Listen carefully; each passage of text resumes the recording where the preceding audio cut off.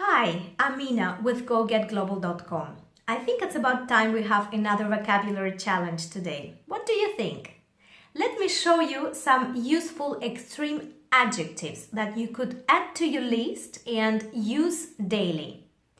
We use adjectives to talk about a quality of something. So we describe someone or something, we talk about our experiences, or simply tell a story using adjectives.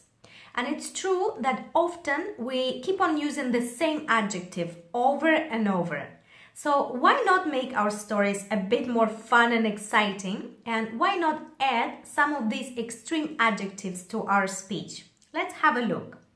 First of all, let me explain you how we use regular adjectives. And we could see an example of the adjective cold, for example. So if we put this on a scale, we could say that something was slightly cold or a bit cold, just a little, or something was extremely cold on the other side, on the other extreme of the scale. This is how we could talk about different levels of cold. So these words slightly, a little, a bit, extremely, very are adverbs that help us express or give emphasis to the adjective, and it helps us express how the level of how something is. When we use extreme adjectives, as the word itself says, we don't need to use these adverbs. However, we can use adverbs absolutely and completely with extreme adjectives to make them even more extreme. For example, instead of saying I was exhausted, you could say I was absolutely exhausted. So you know that it was just an extreme situation. You were absolutely exhausted.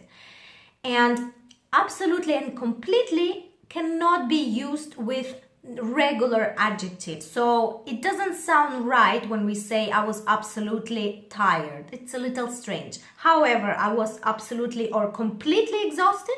Sure, why not? Okay, so this is first rule. With regular adjectives, you could use adverbs like a bit, slightly, rather, a little, very, extremely to express a different level of the quality.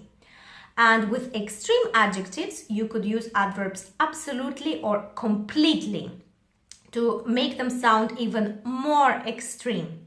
So let's have a look at some of the extreme adjectives.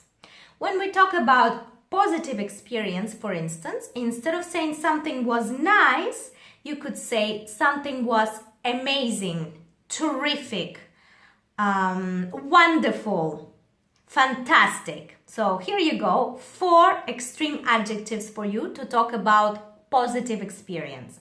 And when we talk about a negative experience, you could say something was awful, terrible, horrible, dreadful. Here you go, other 4 extreme adjectives to talk about negative experience. And some other extreme adjectives that I find useful are, for instance, packed. So packed is an extreme word to describe a crowded place. Also, when we talk about weather, something could be, a place could be boiling, so boiling hot, or it could be freezing, which is very cold. And when we talk about a dirty place, if it's very dirty, you could say that it's filthy. It's absolutely filthy. So these are some of the extreme versions of normal adjectives we are used to. And as always, the best way to practice them is by making sentences. So to practice these extreme adjectives, I invite you to share a story of your holidays. So tell me about a time you went on vacation, where you stayed, what you visited, etc. I bet you'll find a lot of opportunities to use these adjectives. So to set an example, let me share a little story with you. Not about my holidays, but about summers in Barcelona. Why not? Barcelona is a fantastic city and summers here are wonderful, as you can imagine. So this is the reason why we get so many tourists each year. And as you can imagine, the beaches can get completely packed. And let me mention that in July and August, it's also absolutely boiling. So if you don't like the heat, you might want to come in different months. So I tried to use as many of the extreme adjectives as I could remember. This is what I suggest for you. Practice this way and you will see that you can retain the words better. Thank you for learning with us. I hope you enjoyed this lesson and I will see you soon again. Bye-bye.